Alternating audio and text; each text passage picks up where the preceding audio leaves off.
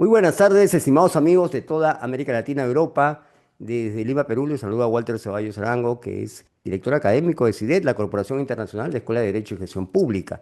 El día de hoy nos complacemos en presentar en nuestro programa el capítulo segundo de este curso internacional que estamos desarrollando en materia penal y procesal penal, también con intervención de la inteligencia artificial, ¿no?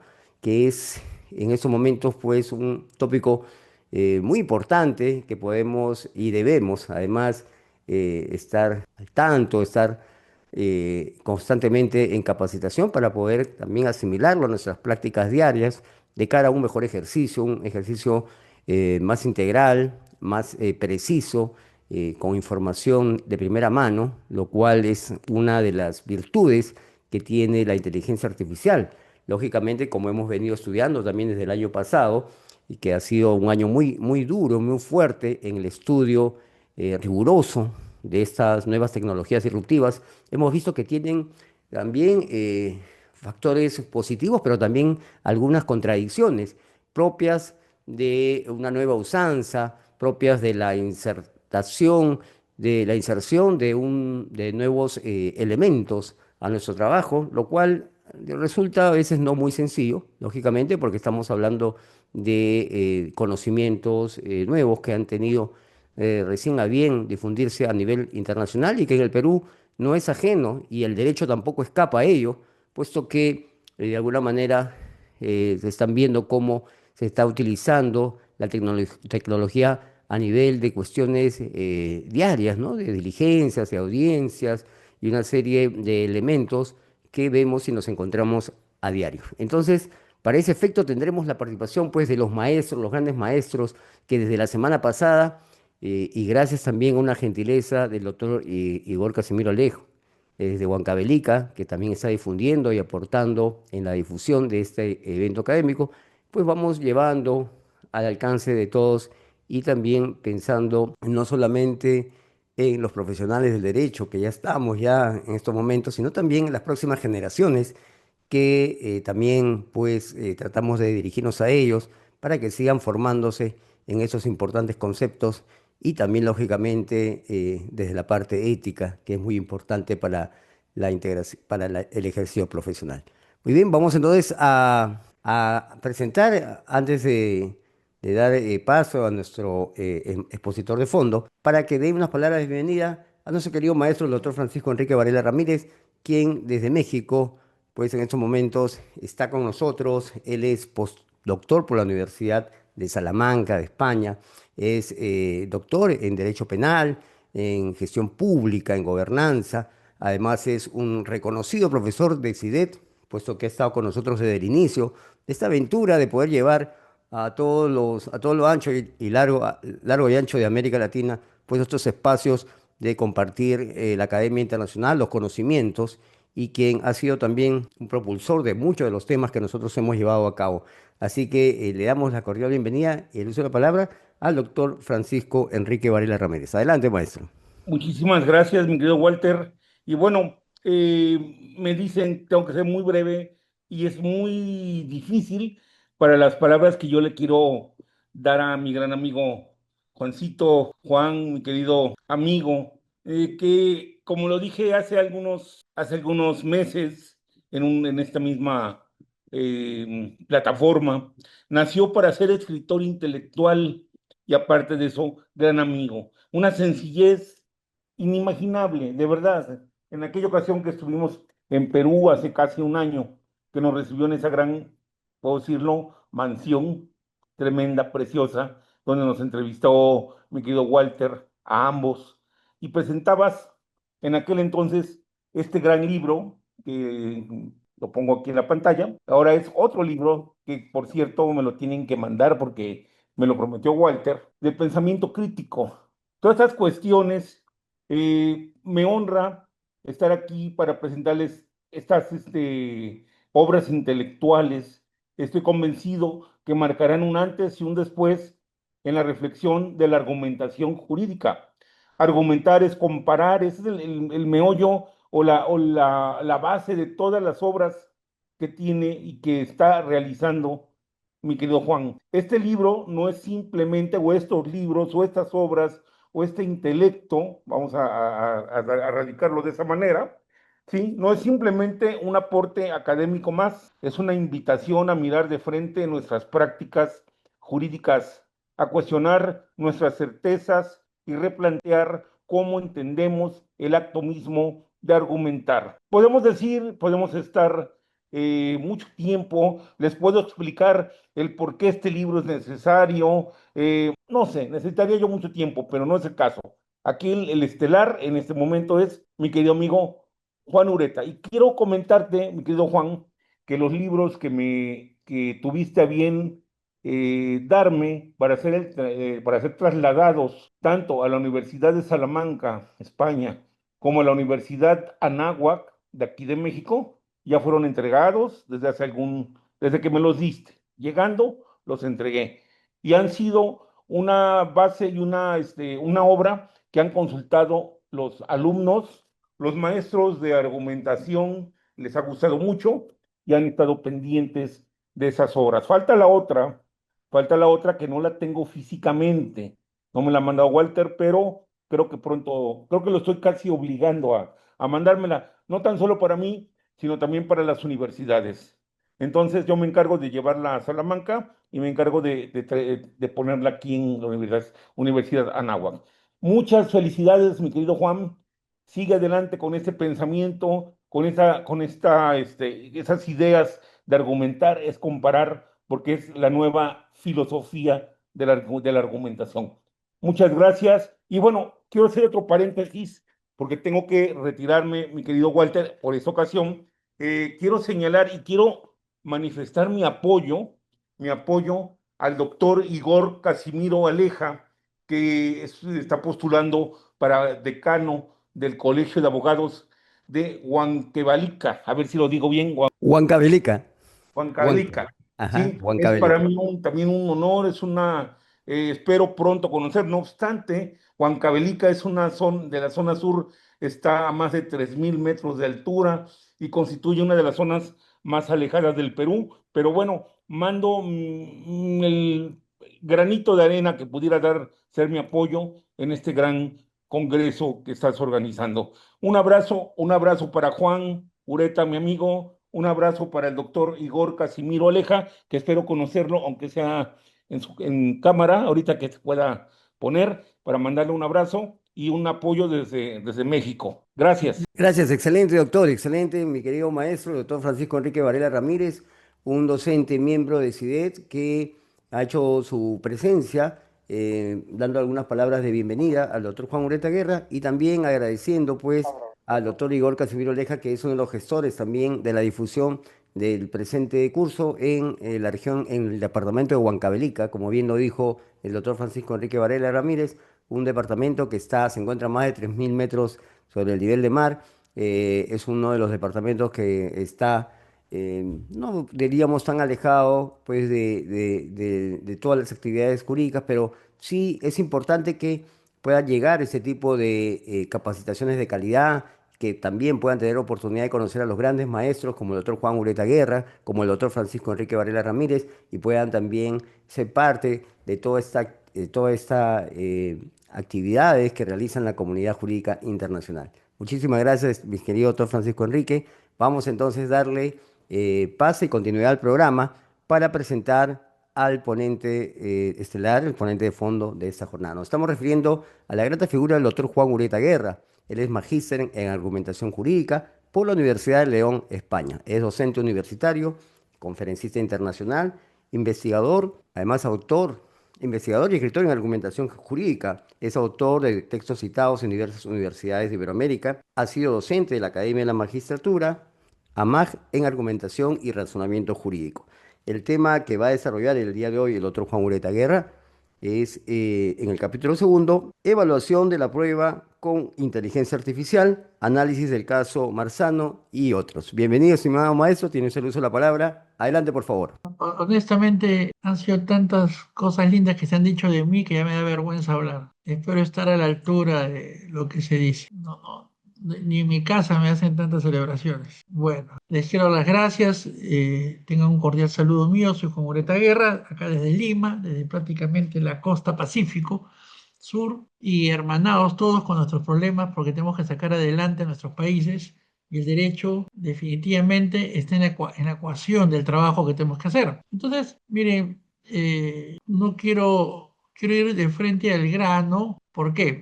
Hemos encontrado que la IA es un excelente aliado para nuestros propósitos educativos y la estamos utilizando para incorporar el método del cual se ha llamado. ¿Qué pasa? ¿Por qué lo llamo argumentar es comparar? Y ahora van a ver unos casos prácticos también. Tradicionalmente hemos seguido las enseñanzas de Atienza, Lexi, que se basan en el método analítico, el método lógico. El método lógico surgió en el siglo XVIII de una filosofía racionalista que no le interesaba la verdad, lo que le interesaba era que la ley se aplique al caso, sin importar detalles, lo importante era que la ley fuera usada. Su obsesión era que la ley, solo la ley fuera usada, no jurisprudencia, no doctrina, no conciliación, no negociación, no juicios de equidad, solo la ley. ¿Por qué? No querían que hubiera otra instrucción que rigiera en la sociedad, no costumbre, nada, no moral. Solo la ley debía regir al hombre, con una intensidad que ya se ha borrado con el tiempo, porque es muy difícil, era imposible que solo nos guiemos por leyes, debido a que las leyes también son incompletas, son ambiguas, contradictorias, y se van acumulando con el tiempo y los tiempos van pasando, ¿no?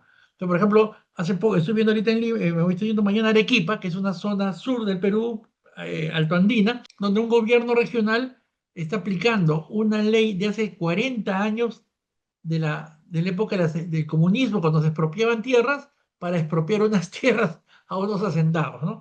Está tratando de aplicarla ya cuando han pasado tres constituciones que ya han cambiado totalmente el panorama. Pero bueno, ahí pues estas cosas ocurren y el derecho es un tema que requiere algo más que la ley. Pero fundamentalmente el método que estamos trayendo compensa todos esos esfuerzos de usar la ley y sin debate. Lo que más odiaban los revolucionarios franceses era el debate. El debate era para la política, pero para la vida social el ciudadano tenía que ser un estricto y obediente cumplidor de la ley. Y el juez también. Y el juez verificar eso. Entonces, ese círculo de obediencia, el ciudadano obediente, controlado por jueces obedientes.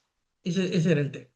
Entonces no podían dialogar y se dejó de lado todas las herramientas que durante 2000 años se habían acumulado a favor del diálogo y el debate crítico.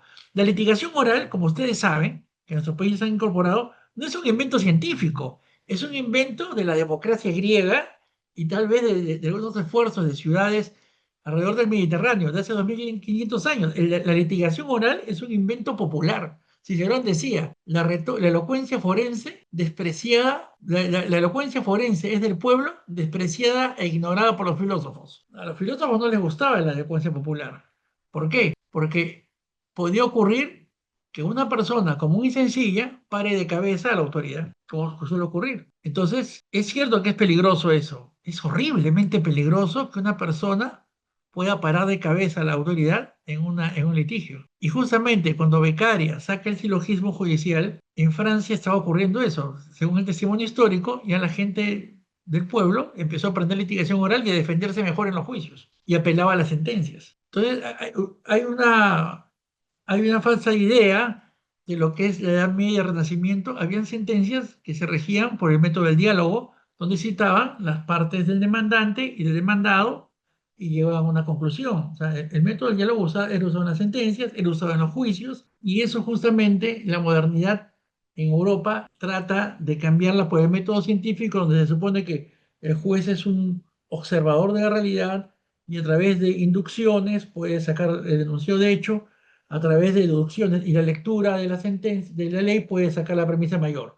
O sea, era un lector con inducciones que puede hacer deducciones, o sea, un procedimiento cerebral sin necesidad de diálogo. Muy bien, eso ha fracasado, ¿no? Entonces, necesitamos, pero me dije, ¿cómo hacemos para que nosotros nos enganchemos con esa tradición del diálogo? No íbamos a volver al diálogo retórico. Y entonces analicé sus actualizaciones. Y en los últimos 50 años y especialmente después de la Segunda Guerra Mundial, diríamos ya 70 años, sí ha habido un intenso y profundo análisis del diálogo en diversos campos, desde filosofía como el modelo de Turing, aspectos como su historia, como Perelman, que vuelve a reconstruir los principales componentes retóricos, aún no entendiendo completamente retórica forense, pero la psiquiatría, Carl Rogers, por ejemplo, ¿no? Descubrió por qué la dinámica del diálogo funciona, a pesar que dos personas están tan distanciadas. Y el papel del jurado, el papel del juez para catalizar eso. Luego vino los estudios de negociación de Harvard, que han analizado muy bien los problemas del debate judicial y del debate extrajudicial. Luego vinieron los estudios de psicología cognitiva, psicología deductiva, que han pues creado un bagaje nuevo de reglas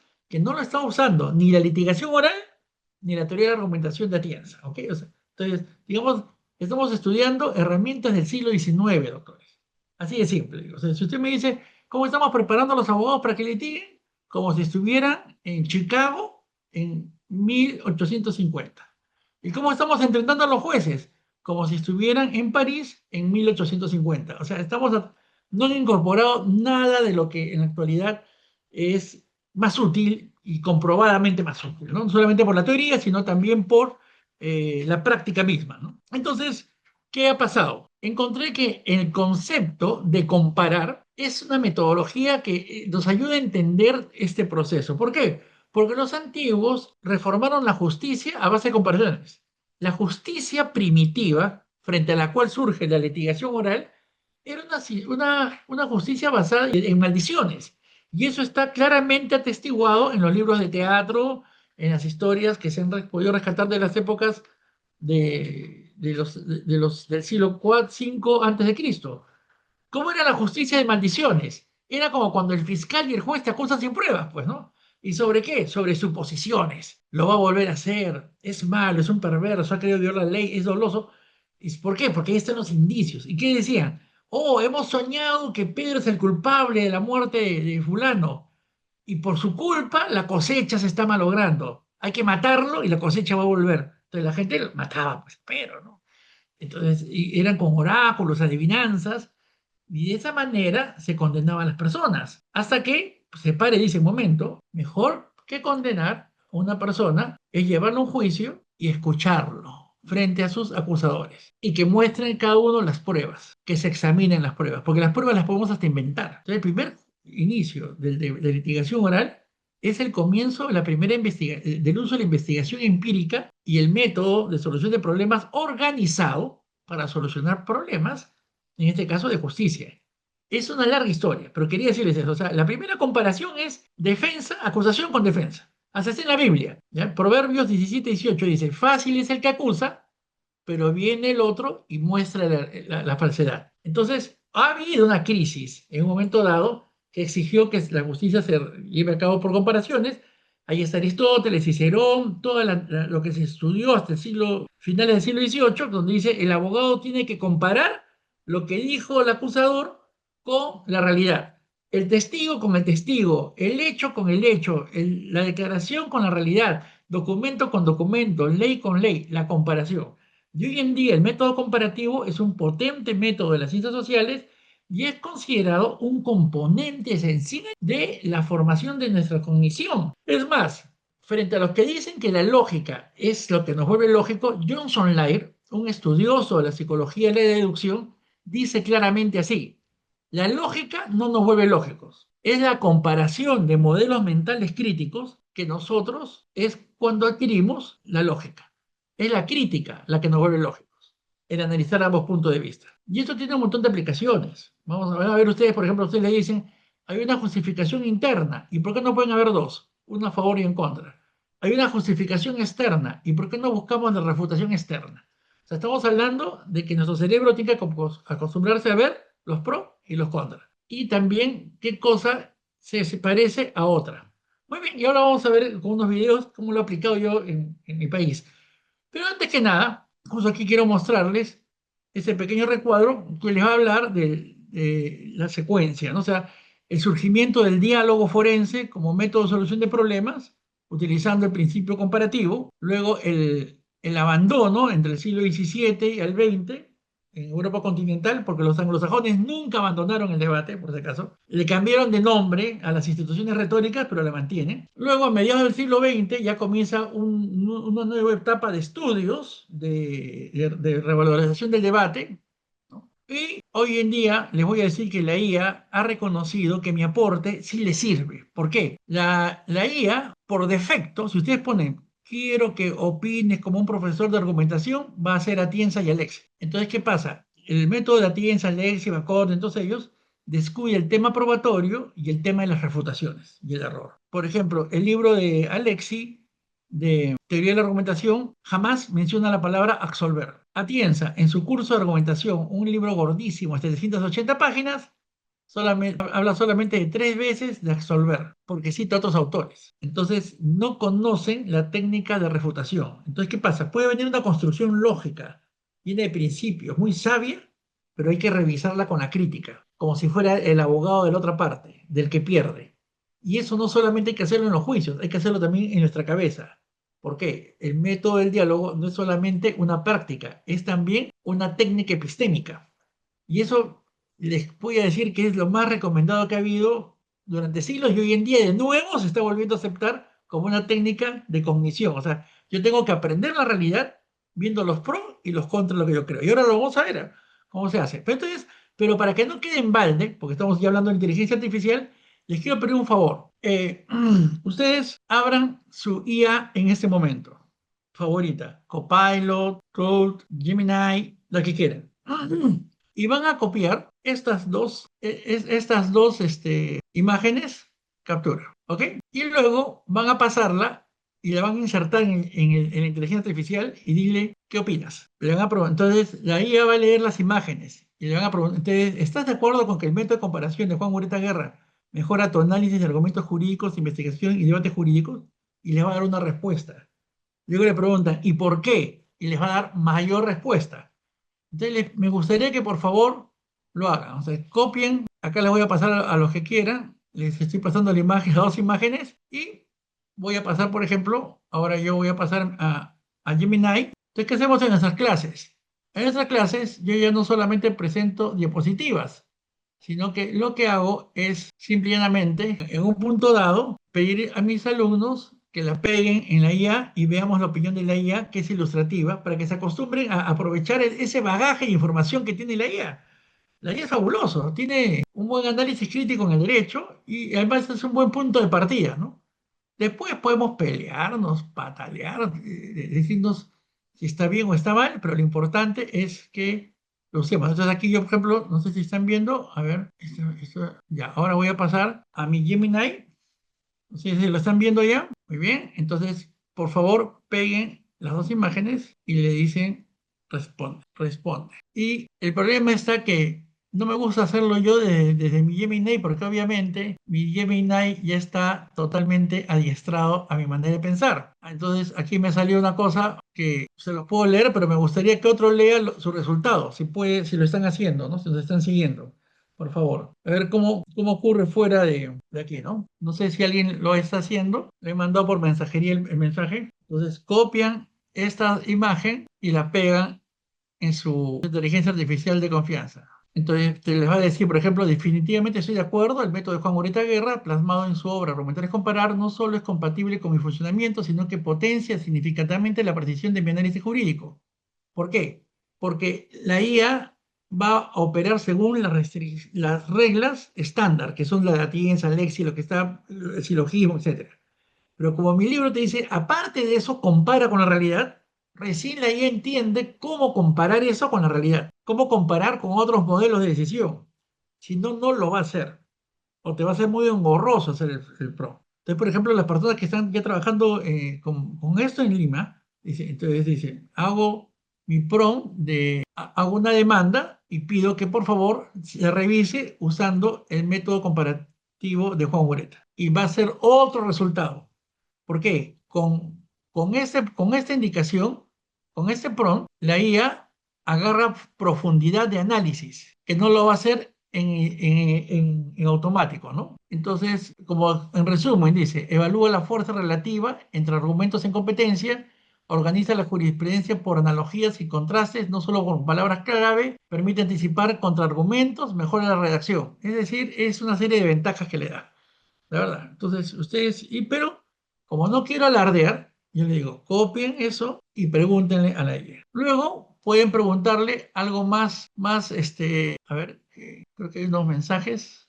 Así es, doctora Vargas. Muchas gracias, doctor Nelvin. Sí, es una cosa totalmente diferente. No, o sea, mejor dicho, no es que la lógica sea mala, pero ya estaba reconocido. Nosotros estamos aislados 60 años del mundo, ¿ya? Eso es lo que pasa. ¿Y qué dice donde se está investigando este tema a furor? La lógica tiene muchas limitaciones y necesita apoyos. Entonces, el método de comparación ayuda a organizar todos esos apoyos para que la lógica no nos vuelva superficiales, no nos engañe. Miren, cuando alguien dice así, aquel que mate a otro tendrá pena de cárcel, Pedro mató a Manuel, Pedro tendrá pena de cárcel, nuestro aparato cognitivo lo primero que dice, ojalá que lo metan 30 años, porque nosotros nos enamoramos de las informaciones simples. Eso se llama el sesgo de disposición. Poca información nos convence rápidamente y si le repiten mucho, peor. Eso se llama el efecto eco. Bien, entonces nosotros somos muy susceptibles de ser convencidos con información genérica y unilateral. Entonces, ¿cuál es el remedio? Oír al otro, buscar información refutadora. ¿Ok? Entonces, nuestro sistema no es un asunto trivial. Nuestro sistema cognitivo nos hace tender a la parcialización, a la superficialidad, ¿no? Al cansancio. O sea, revisar creencias nos agota, nos cansa, nos aburre. Entonces, si tú ya estás convencido que el fulano es inocente o culpable, no lo vas a revisar. Y por lo general, ¿en cuánto tiempo tardamos para formarnos una convicción? 3 segundos, 4 segundos. Y es bien difícil que la cambiemos. Entonces, por eso necesitamos comparar con diálogos, comparar con la realidad, etcétera, ¿no? Entonces, y yo no se lo estoy diciendo, se lo está diciendo simplemente la IA que compara, porque eso es lo que hace varios métodos. Entonces, por favor, para los que no han llegado, recién están llegado, copien esta imagen y péguenla en su IA y pregunten y díganle, responde. Y luego le preguntan por qué. Y ahí les va a dar toda la potencialidad de esto, ¿no? Entonces, y ahora, si le dices por qué, te va a dar mayor hondura en la investigación, ¿no? Entonces, eso hace que la IA se convierta, como acá lo dice, en un escáner de inconsistencias, ya que no son visibles a simple vista, ¿no? Entonces, eso se lo voy a pasar a Walter para que lo puedan leer y considerar, ¿no? Es muy importante. Entonces, la otra es que le pregunten, ¿y por qué? Muy bien, ¿ok? Entonces, pero eso no es que sea una cosa que se me ocurrió hace un día. Yo tengo 40 años investigando esto y conozco muy bien la historia de este asunto, pero no los quiero aburrir, así que vamos a ir a la práctica. Y ahora, si quieren avanzar un poco más, ya para dar un remate al asunto, voy a volver a la diapositiva. La IA, por ejemplo, acá tiene ese cuadro donde ella misma resume por qué argumentar es comparar las ventajas que tiene, ¿no? La rigidez del silogismo tradicional, el silogismo versus la realidad, el límite de la IA con el silogismo, es un potenciador de las habilidades críticas de la IA, se basa en casos, controlamos mejor las alucinaciones, hay un mejor contraste probatorio y un resumen comparativo. Ahora, todo esto para nosotros es dificilísimo de hacer. La IA lo hace, pero hay que saber preguntarle. O sea, hay que decirle, piensa críticamente por mí. Y de esa manera ustedes aprenderán a pensar críticamente. Ahora, para los más avanzados, que quieran hurgar más, solo tienen que hacer esto. Ahora dice, pero ¿cómo comparo el método de Ureta con otros métodos? Muy bien, pongo así, compara entre el método de Atienza, McCormick y Ureta Guerra, por ejemplo, ¿no? Capturan la palabra o la transcriben. Y nuevamente nos vamos a Gemini y le preguntan, ¿qué pasa? La IA realmente ya es indispensable. El profesor de argumentación jurídica que solo les pase PowerPoint o use lapicería, plumón sobre la pizarra, ya se fue, ya está en el siglo, ya se fue, ya es vetusto. Entonces, acá, ¿qué hace la IA? Compara los tres modelos y ¿qué ocurre? El mío, pues, lo ubica dentro de una búsqueda empírica de aterrizaje. Yo no estoy de acuerdo con que no tienen conexión con la realidad. ¿Por qué? No toda solución, no todo caso tiene solución legal, al menos en vida. ¿Qué pasa? El diálogo también tiene un tiempo, no puede ser muy prolongado el diálogo. Entonces, ¿qué hicieron los antiguos y qué hacen los anglosajones y qué está pidiendo ahora Europa? Un debate judicial, si no está claro, hay que conciliar o negociar. Así de simple. No tengo que irme a la metafísica, a la epistemología. Si el caso se conoce bien y la ley no calza y tampoco la doctrina, entonces es el momento de negociar. ¿Qué ponderar ni qué otro acuerdo? Hay que conciliar. Y la mayoría de los jueces americanos no ponderan, concilian principios. ¿Para qué se van a ir hacia la filosofía? Si en la vida real no podemos llegar a tener claridad, ni hablar. Entonces, bueno, esa es una parte que les quería dejar. Entonces, ya saben, van a usar esta diapositiva para preguntarle si el método Ureta les sirve a la IA y luego pueden compararme con mi método con cualquier modelo teórico que venga, ¿no? Para que puedan ustedes estar seguros de que vale la pena revisarlo y tomarlo en cuenta. Pero ponen y utiliza el método de Juan Ureta de argumentar es comparar y ya la IA hace otra cosa superior. Hagan la prueba.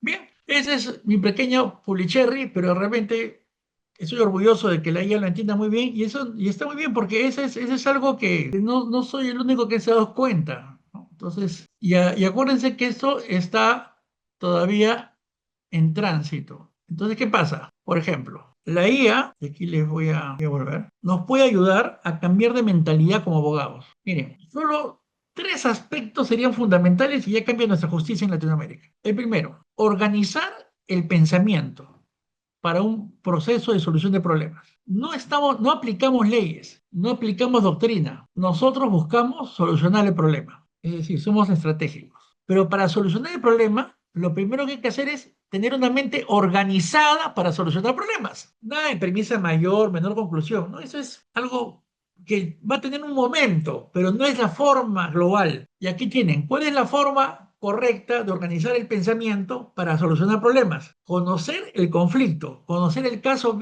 al menos con cierta profundidad antes de abrir la boca. Es cierto que siempre hay que estar investigando. Nunca se puede dejar de investigar el caso, por más cierto que tengas, pero al menos rompe tu inicial perspectiva, tu juicio anticipado. Miren, los negociadores y conciliadores dicen, lo peor que puede haber una negociación son nuestros juicios precipitados. Y lo mismo pasa con la investigación del caso. Todos en 3 segundos decimos inocente, culpable. Este me huele así. No, no. La investigación consiste en destruir nuestros prejuicios y juicios anticipados, nuestra síntesis, dicen otros, nuestros impulsos de poner etiqueta a las cosas de arranque. Entonces, es fundamental una investigación previa, ciega, no jurídica, sino concreta. Y luego viene la jurídica. Primero conoce bien el hecho. Luego hay que saber plantear el problema, proponer alternativas, evaluar las alternativas y decidir. Hay autores que le ponen más pasos, otros menos, pero para mí ese es fundamental para el derecho. Y les voy a decir, ¿por qué es importante aprender a organizar nuestro pensamiento de esta manera?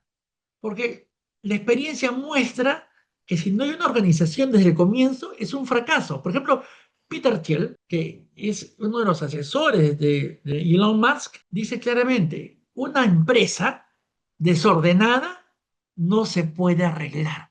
Entonces, las empresas emergentes que comienzan mal, terminan mal. Igual pasa con la investigación o el procedimiento de solución de problemas. El procedimiento de solución de problemas, si lo hacemos mal desde el comienzo, acaba mal. Y los programadores de inteligencia artificial tienen un dicho fabuloso. Mete basura al sistema y lo que saldrá es basura. No esperes más. Entonces, si tú metes basura al procedimiento de toma de decisiones, si voy a juicio o voy a negociación, y dentro del juicio, ¿qué pruebas? Si yo meto basura al juicio, el juicio se va a hacer basura. El juez no va a poder solucionar nada. Y a veces nos quejamos que los jueces hacen malas sentencias porque hemos metido basura pues en el sistema. ¿Ya? Este es un principio universal, ¿no? Basura entra, basura sale. Se acabó el tema. Y lo mismo pasa en la investigación jurídica y también pasa en el método de solución de problemas aplicado al derecho y en la realidad. Entonces, ¿qué hace la IA? Ustedes nuevamente aquí les tomen esta foto y luego le pueden hacer esa pregunta a la IA. ¿Qué opinas de la aplicación del modelo de la imagen en los conflictos jurídicos?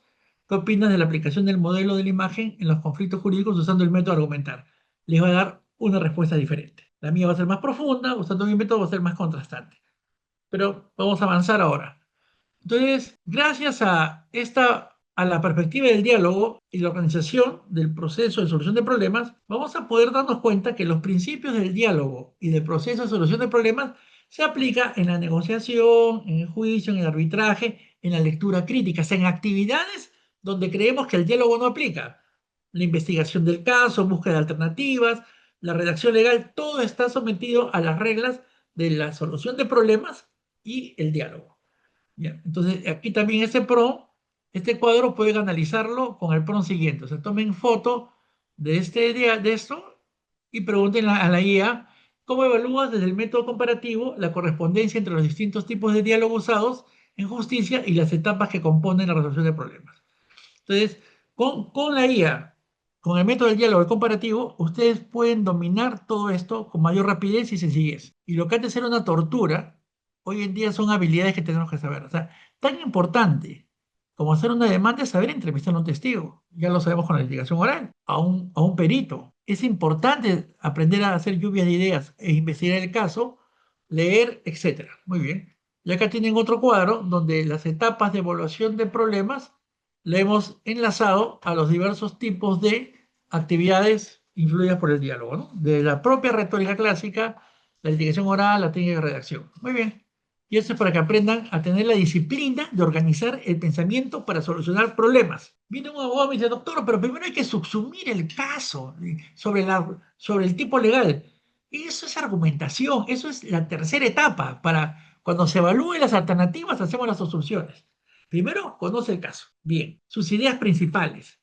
Luego, ¿en qué están de acuerdo y desacuerdo? O sea, mira las alternativas, qué están proponiendo cada uno.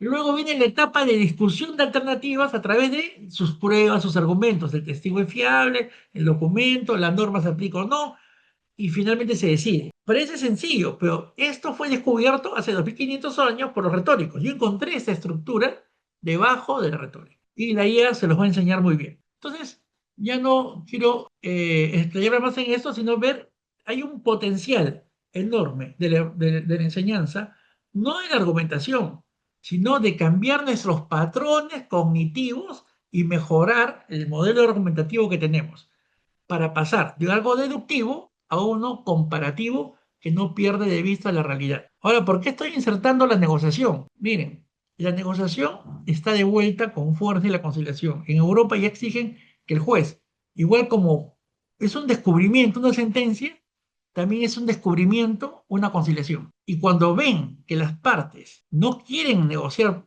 o conciliar por algún problema ya psicológico de emociones, en Alemania, Francia, Italia, han salido ya normas donde el juez puede mandarlos al mediador, a las partes, es decir, los mandan al psiquiatra, ¿ok? Entonces, la incorporación de los métodos que se llaman alternativos en la justicia no es un tema ajeno a la argumentación jurídica, sino ya se integró, es parte de la solución. El juez tiene que también argumentar en favor de la conciliación, no solamente en favor de solucionar el problema. Y también se ha agregado en favor de los juicios de equidad, que es algo más avanzado todavía. Al fin y al cabo es un retorno a los métodos anteriores al siglo XIX que en Europa se abandonaron, porque son útiles, se han vuelto a la práctica. Entonces ahora quiero ir, no voy a poder avanzar más en esto, pero les voy a mandar el video de la clase 1. Esa es la clase 1. Y ahora les voy a pasar un poquito de la clase 2, donde vamos a hablar de los casitos, del uso de la IA con los casos. Y de ahí ya voy a poder hablarles de cómo lo apliqué. Miren, nosotros tenemos, les quiero contar, primero, antes que entrar al caso, al modelo, les quiero contar una tragedia que viví. Miren, no sé si lo están viendo, si lo estoy presentando en el... A ver, ya, acá está. Miren, acá está. El caso del poste. Les cuento. Un día, un cliente, ganamos un caso con el Estado y el Estado tenía que darnos un terreno. Varios terrenos nos dio. Y uno de los terrenos tenían estos dos postes. Especialmente el que está más hacia adelante, ¿no? Entonces yo estaba con tres ingenieros de la empresa de red eléctrica peruana, un topógrafo experto, un arquitecto experto en urbanismo y mi cliente que era un geólogo, pero así de alto nivel, que había hecho toda su vida exploraciones mineras, campamentos mineros. El hombre había creado ciudades mineras, ¿no? Había sido presidente de la sociedad minera, o sea, todos eran científicos y yo era el abogado. Muy bien, entonces en un momento dado nos dimos cuenta que este postecito era un problema y le digo, ¿cuánto costará mover el poste? El ingeniero dijo, uno dijo $10.000, otro dijo 15.000. Mi cliente dijo, sí, debe ser 15. El arquitecto, 15. Todos eran veteranos, ¿ah? Expertos, cancheros. Como acá decimos, ya el que domina el tema, canchero, ¿no? Ya, hombre, recorre todo. Bien, entonces aquí les muestro, cuando nos fuimos a la empresa eléctrica, aceptamos el terreno con la idea de que eran $10.000. Nos vamos a la empresa eléctrica. ¿Y qué nos dice la empresa eléctrica? Mover el palito ese, todo negro, sucio, costaba $2.056.666.57. Valía más que el terreno. Porque según la nueva normativa, el palito tenía que ser ahora enterrado desde kilómetros adelante. O sea, era una cosa así como construir un edificio y subterráneo. Entonces yo me dije, ¿qué pasó aquí? Entonces era obvio que a ninguno le pregunté, ¿cuándo has hecho eso? ¿Tienes un caso? No comparé, ¿no? Entonces, hasta hoy día tengo ahí mis honorarios congelados, pero ya vamos a ver cómo contrademandamos. Terrible, terrible. Había una servidumbre. Luego no estaba inscrita, luego la inscribieron cuando se dieron cuenta y ya nos habíamos ensartado. Bien. Entonces, ese terreno de 17.000 metros solo lo podemos usar para patinar. Ese es el tema. Entonces, el, ahí me faltó comparar. Entonces, el método comparativo es tremendo. Entonces, ¿qué pasa? Ella nos puede ayudar, por supuesto. Pero ¿qué ocurre? ¿Cómo pensamos nosotros? Mire, nosotros tenemos una historia que es la siguiente. Lo cuento así. Más o menos cómo pensamos. Dice, una vez un tren pasaba por un prado de Escocia, había un astrónomo, un físico y un matemático. Y un abogado. Ahí agregué al abogado.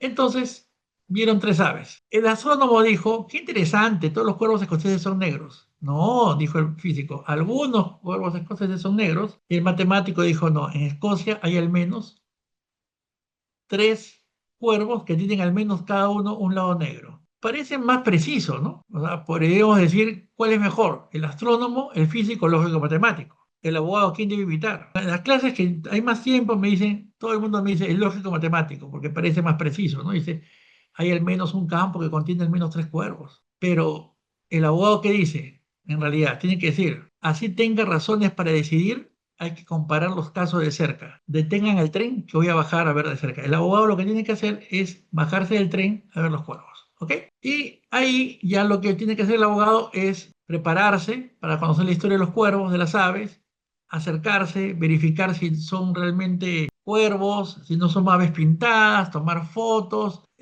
analizar su plumaje, interrogar a los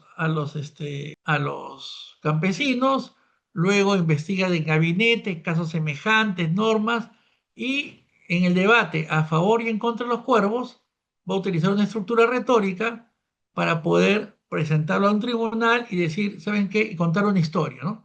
Contar la historia de los cuervos. Entonces nosotros consideramos que la estructura retórica es una estructura para el debate. Pero bueno, antes de marearlos más con ese tema, que lo podemos ver con detalle, lo que tiene que hacer el juez es ya no decir si son, ya no basta todos los cuervos son negros, no, tiene que contar una historia, ya no basta un enunciado. El 15 de abril de 2017 yo pasaba por un campo, vi a tres cuervos, tres aves, me acerqué a ver, y dos de ellas eran cuervos, una era hembra, macho, encontré que otro era un ave, era un ave, que era otro tipo de ave, pero fundamentalmente puede concluir de que las aves, por ejemplo, se están extinguiendo por culpa de los insecticidas y hay que hacer algo, ¿no? Aquí en esta diapositiva queríamos, por ejemplo, el alegato de apertura, ¿no? Nos estamos quedando sin cuervos y sin vida. Luego viene la historia, o sea, el exordio, luego viene la narración del caso y luego viene la prueba, ¿no? Aquí viene la conclusión, se están extinguiendo por el cambio climático, luego viene, como pruebo, tengo las plumas recogidas de ese día, fotos, comparación, testimonios, pero ¿qué pasa? Hasta ahí viene la historia, hasta que viene el otro lado y dice, me opongo, la culpa la tienen los campesinos porque usan insecticidas. Y ahí se repite el procedimiento. Lo importante es que bajar del tren, buscar pruebas y saber qué otro punto de vista contrario puede desbaratarnos la tesis. Muy bien, ese es un proceso normal de investigación y creación. Pero ¿qué ocurre? No lo hacemos, no lo hacemos, ¿no? La IA le pongo esta historia y compara entre la estructura cognitiva de los científicos y de los abogados. ¿Por qué? Porque nosotros lo que hacemos es hablar en general, los científicos hablan en general, ¿no? Y los abogados tienen que hablar en concreto. ¿Ok? La parte general es argumento. Para nosotros tenemos que partir de la historia. Hay una serie de momentos donde se discutió en la Asamblea Francesa y decía, no podemos dejar de comenzar a analizar un caso con la historia del caso, porque si no va a ser un enredo y los juicios van a tardar un montón. Es una especie de predicción. Duport, octubre, marzo de 1790. Dice, primero que conocer la historia, bajarse de la parte abstracta para aterrizar. Entonces, nuestro gran problema de nuestra justicia es que, uno, no tenemos un pensamiento organizado para resolver problemas. Dos, no nos bajamos del tren, ¿ok? Y tercero, no refutamos. Y agregaría la cuarta, comunicamos mal, ¿no? Entonces, lo bueno que la IA, por ejemplo, en esta historia me permitió comparar las estructuras cognitivas, la diferencia brutal, ¿no? Que hay. Ahí lo van a poder ver ustedes detenidamente. Entonces, ¿qué ha pasado más? A ver, un ratito voy a pasar a otra diapositiva que me interesa mostrarles donde ya cómo hago que la IA me ayude a solucionar problemas. Entonces, que es interesantísimo. ¿Por qué? Le voy a contar un caso. Me puse a pensar, nosotros enseñamos con la IA cuatro tipos de métodos de solución de problemas. El de Polya, los mapas conceptuales, los mapas mentales, el método del pescado de Ishikawa y también la lectura crítica. Son fundamentales. ¿Ok? Entonces, les quiero contar de este caso. Miren, de aquí vamos a evaluar cómo la IA ayuda. Resulta que yo tenía un cliente que es una empresa que compró a otra empresa un terreno. O sea, viene el vendedor, viene la apoderada, los poderes aparecen inscritos en registros públicos y compran el inmueble. Muy bien, al mes ya registrado aparece la gerenta de la empresa y dice, esos poderes que estaban inscritos son falsos. Yo nunca otorgué esos poderes. Va a juicio y sale exactamente que el poder es falso.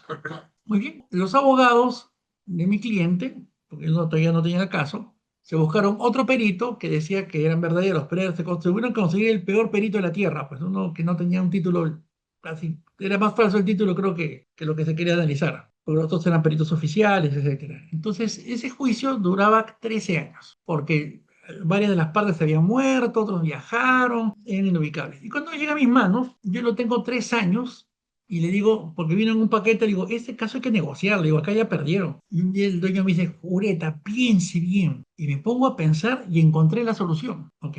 Yo tardé 3 años en encontrar la solución. Los otros abogados en 13 años no encontraron nada. Y ahora que apliqué la IA, me dije, ¿la IA encontrará la solución? ¿Cuánto tiempo tardará la IA en encontrar la solución? Entonces, le puse entonces le resumí el caso a la IA para que lo haga con el método de Polya. Polya es un matemático que tiene un procedimiento de solución de problemas y le pregunto, oye, IA, el hecho inicial, la empresa compradora adquiere una casa que pertenecía a la empresa B, representada por la señora Legna, conforme a poderes inscritos.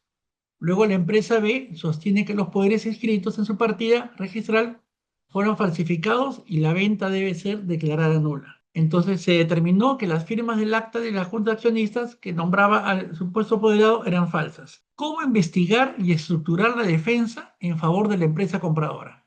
Bien, me pregunto, ¿no? Entonces en el PROM le pongo esto, ¿no?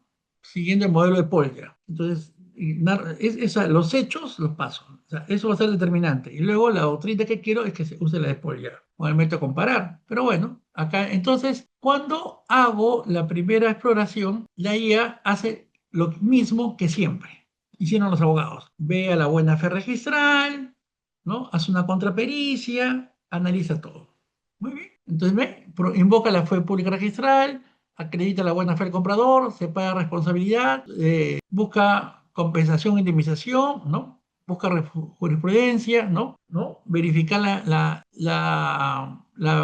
acta si está realmente falsa, etcétera, ¿no? Bien, ese es un resultado que lo digo en un segundo. Y así mis amigos pensaron 13 años. Entonces, prácticamente, frente a las soluciones desesperadas, al menos era más concreto. Entonces yo le pregunto, ¿cuál era la solución, doctores?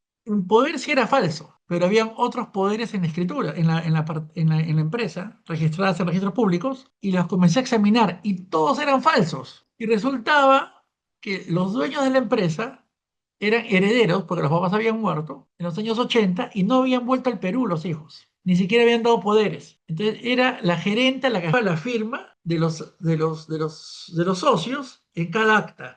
Y en el Perú, el libro de actas es el que las hojas legalizadas se inscriben como poderes. Entonces, tenía 6 poderes y cada uno con firmas igual de falsas que la cuestionada. Entonces, era una nulidad provocada por la empresa vendedora, no por mi cliente. Entonces, pero yo quería que la IA lo descubra. O sea, miren, y ese es un problema que tenemos. Y es peor cuando un caso te viene otro abogado, porque te transmite su tontería y ya te quedas enamorado de eso. Entonces, nadie se había puesto a pensar, ni el juez, ni los peritos grafotécnicos, en revisar las otras partidas que se supone no eran cuestionadas. ¿Y la IA qué me dijo? Me dijo así, Juan, le digo, entonces, ¿qué le digo a la IA? Investigar no es solamente seguir un procedimiento y llegar a una conclusión. Muchos autores reconocen que investigar también consiste en refutar tus resultados, en ahondar, ¿no? Como dice Bernard, ¿no? O sea, no existe posibilidad de que una buena investigación sea suficiente si es que no es refutada, como lo que Popper dice, ¿no? Siempre que una teoría te parezca la única posible, toma esto como una señal de que no has entendido ni la teoría ni el problema, ¿no? Viernoy, que era un profesor de retórica, un cura que enseñaba litigación oral en Francia, para saber bien las cosas hay que conocer el detalle, pero como es casi infinito, el conocimiento humano es siempre superficial e imperfecto. Tiene que siempre estar siendo revisado. Entonces la IA le vuelvo a preguntar, le pongo esta diapositiva, oye, mira estos pensamientos. La investigación consiste en desbaratar, ir más allá de cualquier plan. ¿Y qué me responde la IA? Exacto, Juan, lo que planteas es muy potente. Investigar poderes inscritos no es solo seguir un plan lineal, sino desbaratar la apariencia, ir más allá. Y ahí recién la IA me dice, hay que investigar los otros poderes. Pero ¿qué es lo interesante?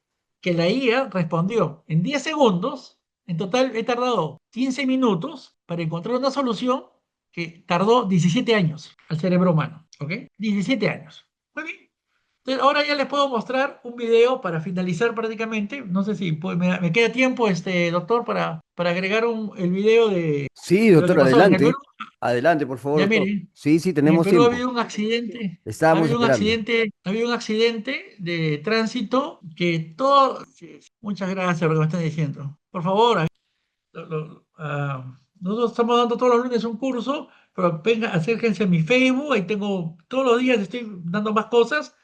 Y ahora esta semana voy a hacer un video desbaratando la absurda teoría de la justificación interna con la justificación externa, que fue creado para evitar el diálogo. Porque antiguamente lo que decían era cómo se forma la premisa mayor y cómo se forma la premisa menor. Y eso no fracasó y hoy en día se quiere mantener una metodología vetusta con otro nombre. Muy bien, ¿qué pasó? En el Perú hubo un accidente de una corredora que resultaba que en una zona muy lujosa, es mejor, casi la más lujosa del Perú, porque era al lado del Golf de San Isidro, o sea que habían cámaras de seguridad por todos lados, iluminación perfecta, un barrio de lujo. La señorita salió a las 11 de la noche a correr, vio un auto, la atropelló y la mató. El chofer huyó y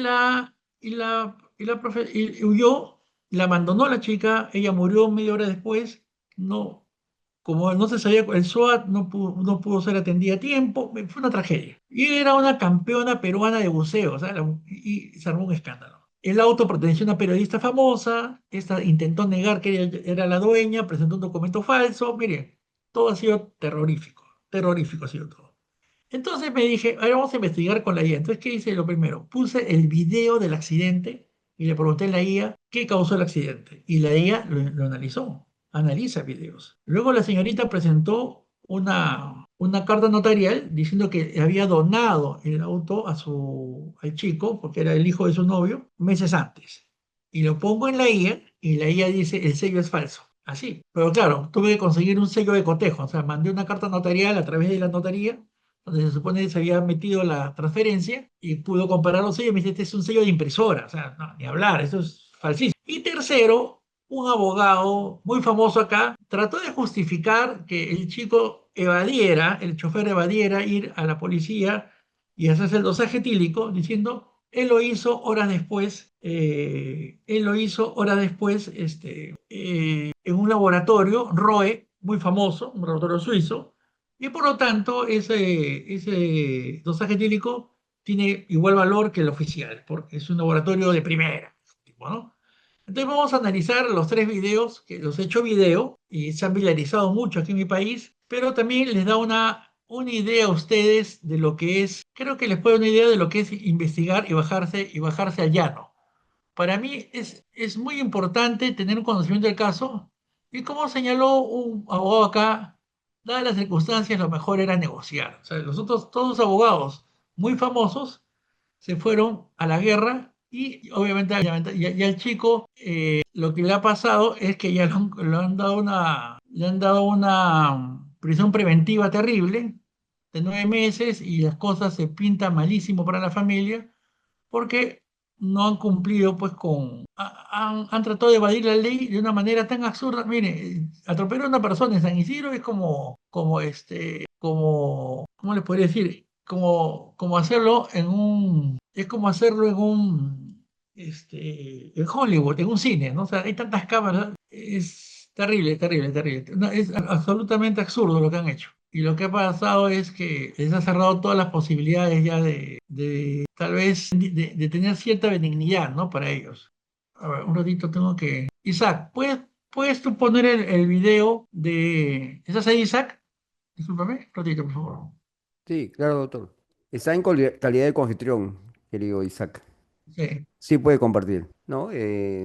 Sí, estuvimos anunciando en todos los grupos internamente, doctor, y explicando sobre el caso lamentable de la ex campeona de Lizeth Marzano, de deportista de Perú, y también dando algunas pautas de lo que fue la intervención que usted alude, ¿no? De tanto el padre como de la pareja del padre, que es una periodista muy mediática, ¿no? Una presentadora, se podría decir, de diversos programas en canales muy sintonizados de Perú. Y las pautas, ¿no? Que también tienen que ver con, en primer lugar, la omisión a la asistencia del auxilio porque se dio la fuga, ¿no? Y eso, esa es una de las agravantes en el caso del imputado, que es el joven Adrián Villar. Y en el caso de las personas que usted indica, también, pues, ¿no? Hay una especie de encubrimiento, de protegerlo, ¿no? Para que se desvirtúe el tema de la flagrancia, ¿no?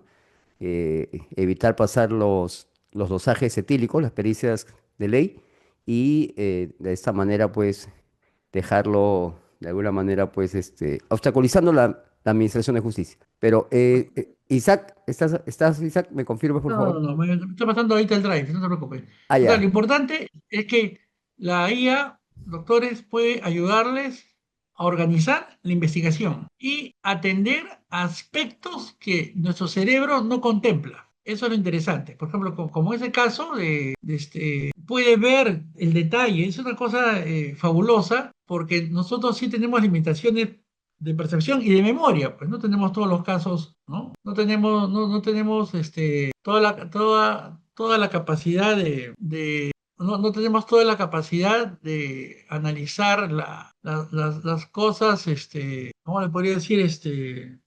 A ver, aquí quiero compartir, bueno, bueno, en este sí operó mi experiencia. Acerca de que los dosajes... Un momentito, antes de iniciarlo, quiero ver cómo lo comparto, un segundo, para que vean lo que he hecho. Y eso es algo que todos los abogados tenemos que hacer. Mire, para mí no existe forma de ser del abogado que no sea analizando las pruebas. Olvide, yo me bajo, me voy hasta el lugar de los hechos, me meto en los archivos, analizo los documentos, investigo, consulto, y me he ido muy bien con eso, de una manera sorprendente.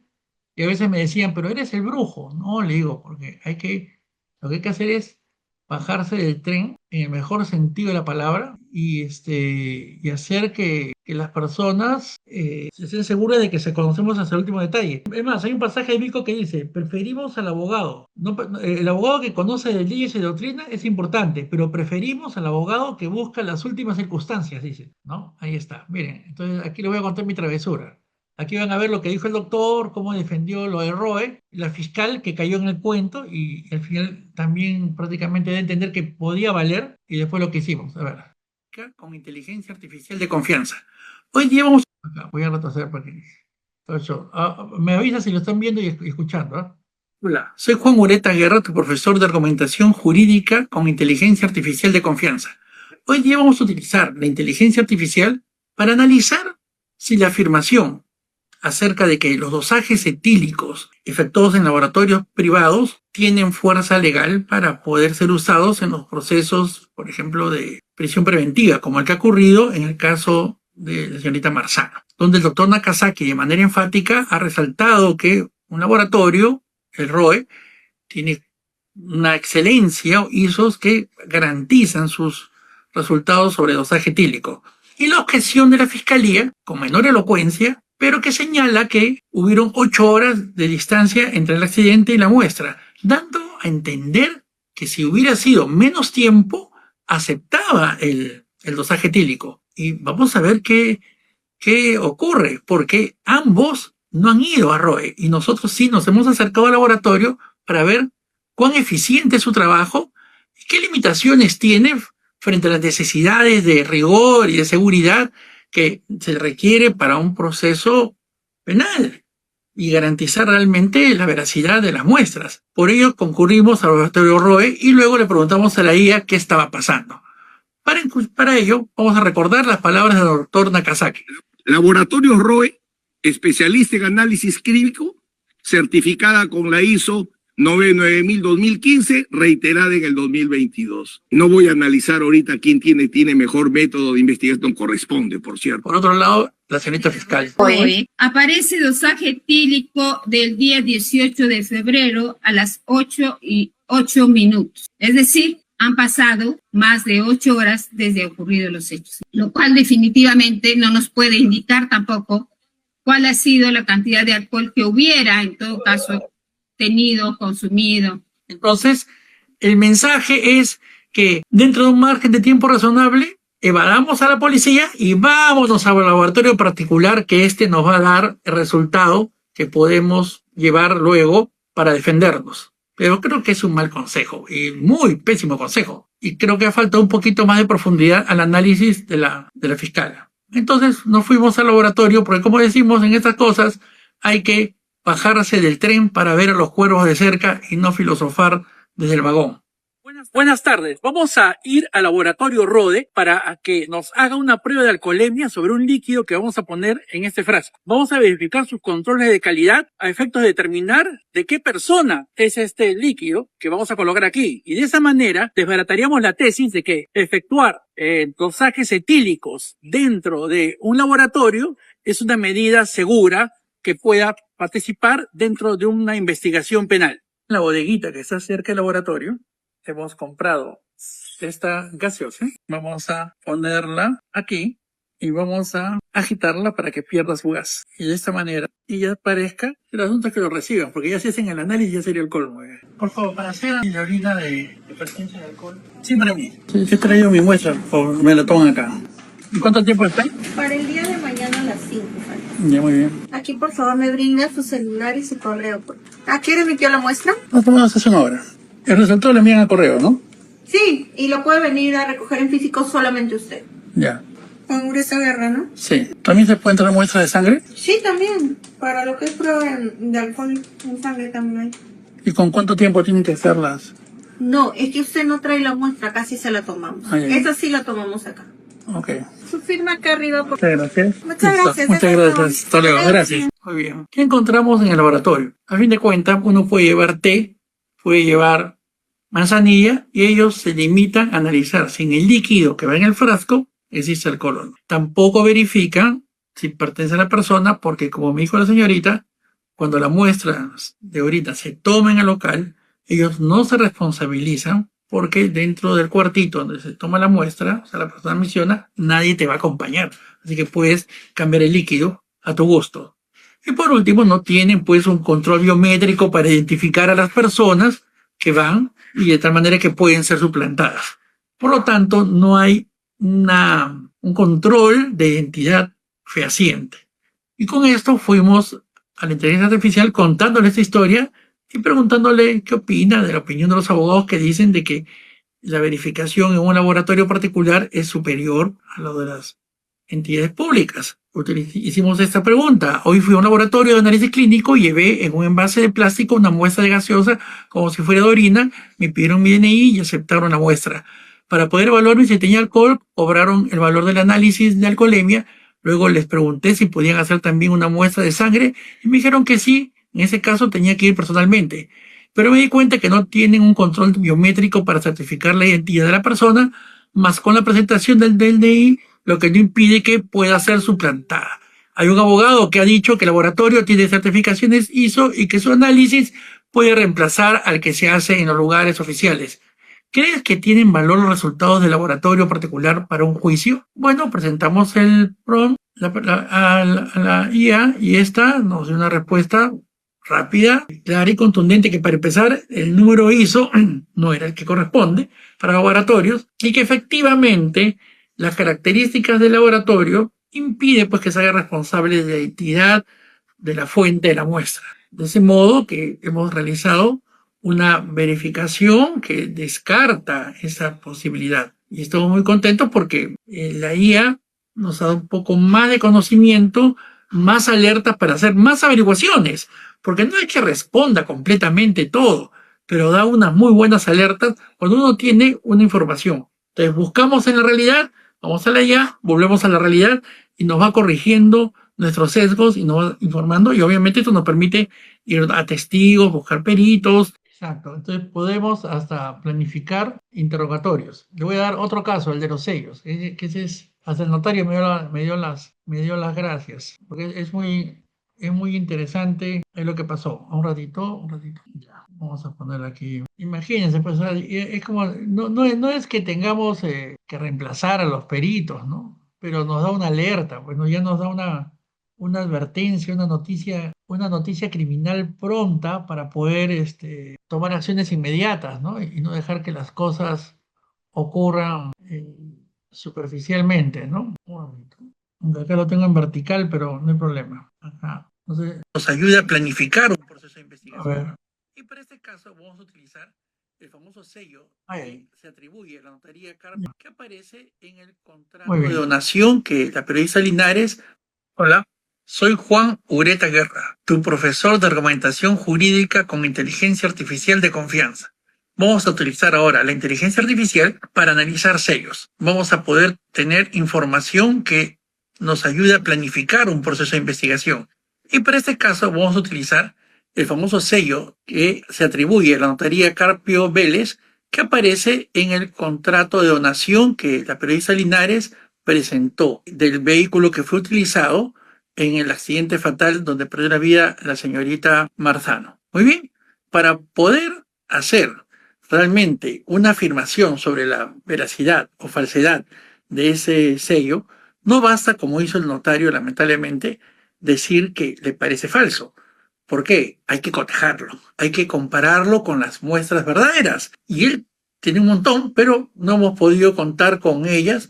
¿Y qué hemos hecho? Hemos presentado una carta notarial el día 2 y hemos conseguido así un sello verdadero para cotejarlo con el sello cuestionado. Y así tenemos estas dos versiones. ¿Qué pasa? Si bien el cotejo correcto sería con sellos del año 2025, porque se entiende que los notarios cambian todos los años de sello, podemos avanzar bastante, porque vamos a descubrir varios elementos que no son percibibles a primera vista y errores enormes que hemos tenido muchos, y también inclusive el notario que no se ha percatado cuando ha cuestionado este sello. También estamos utilizando otro sello que aparece en internet, una carta notarial, que nos va a dar también un soporte para una indicación que va a haber más adelante. ¿Qué hay que hacer? Primero hay que tener diseñado un buen prompt. Y este es el prompt que hemos diseñado para poder analizar esto. Pero el prompt no solamente busca el análisis dactiloscópico y grafotécnico, sino también comparativo, utilizando el método de comparación, y a la vez también que ayude a diseñar un plan de investigación utilizando el método de Chicagua, que es el método del pescado. Para nosotros es importante diseñar planes de investigación para poder resolver los casos.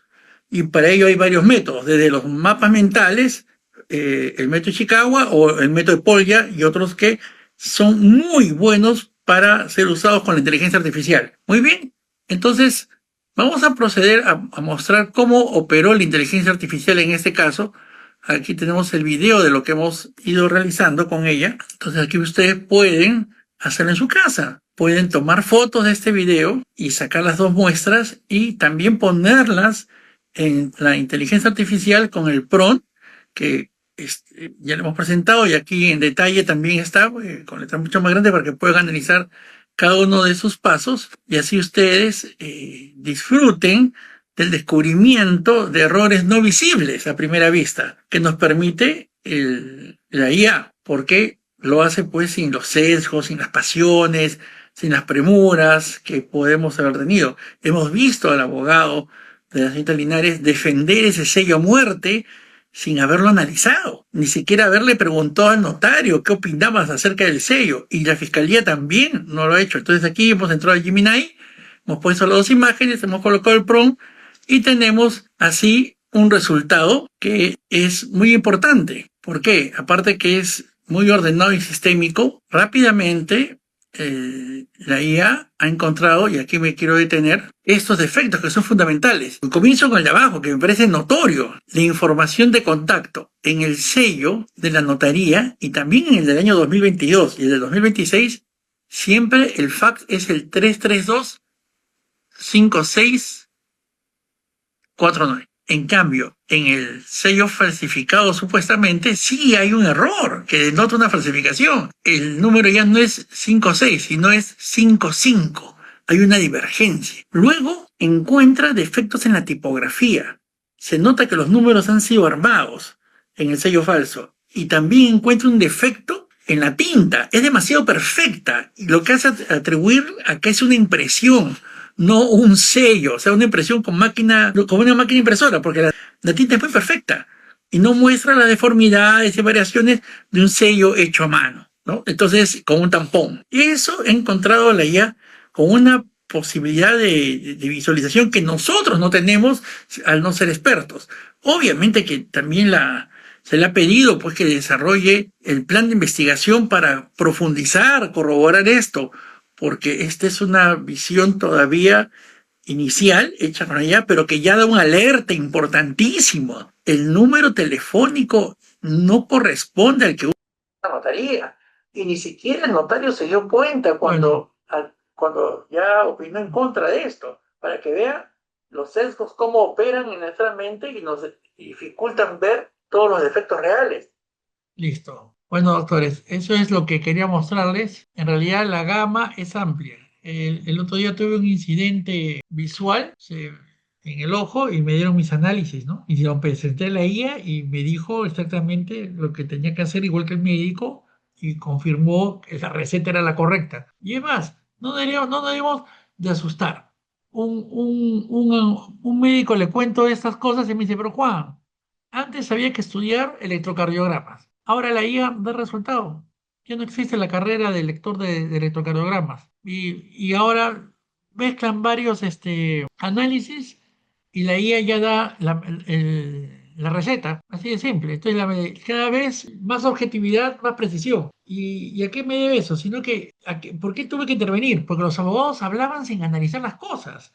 Un abogado salió a defender el sello falso, a decir, pero si es legal, esto fue presentado a la notaría, cuando ya es casi inconcebible que una persona defienda algo sin contrastarlo, y menos un abogado, ¿no? Entonces, los abogados que defendieron lo de Roe, el sello falso, han quedado horriblemente mal. Es más, posiblemente lo sancionen, porque no han tomado la precaución de verificar lo que el cliente dice. Y uno de los factores del papel del abogado es que no lo investigan, solamente aplicando la ley. Entonces, doctores, nosotros tenemos el deber de investigar y la IA nos ayuda a programar la investigación, a refutar el resultado para ahondar las medidas y hacer análisis cada vez mejores. Es más, yo ahorita estoy tratando de desarrollar ya un software pequeño con la IA para que pueda decirnos cómo interrogar a un testigo según un caso y dentro del mismo proceso de interrogación, qué preguntas se nos están pasando y ahorrar tiempo, porque en realidad somos a veces el estrés del día, la carga procesal, hace que demos saltos y creemos que todo se entiende y la IA sí se da cuenta que está faltando algo, pues, tremendamente, ¿no? Entonces, eso también va a permitir, por ejemplo, que analicemos 100 sentencias y ver todos los errores sistémicos. En mi libro Argumentar es comparar, yo lo he hecho, pero a lápiz. La propia modificación y las propias necesidades, incluso esa sede ha quedado pequeña, ahora tenemos diversos juzgados incluso que están funcionando en otros lugares, pero el crecimiento vegetativo, eso es lo que hace. Ahora tenemos que proyectarnos a algo más grande, entiendo. Perfecto. Muy bien, Gracias. doctor. Felicitaciones. Seguro que el triunfo es de usted mañana. Un abrazo. Gracias, doctor. Muy bien.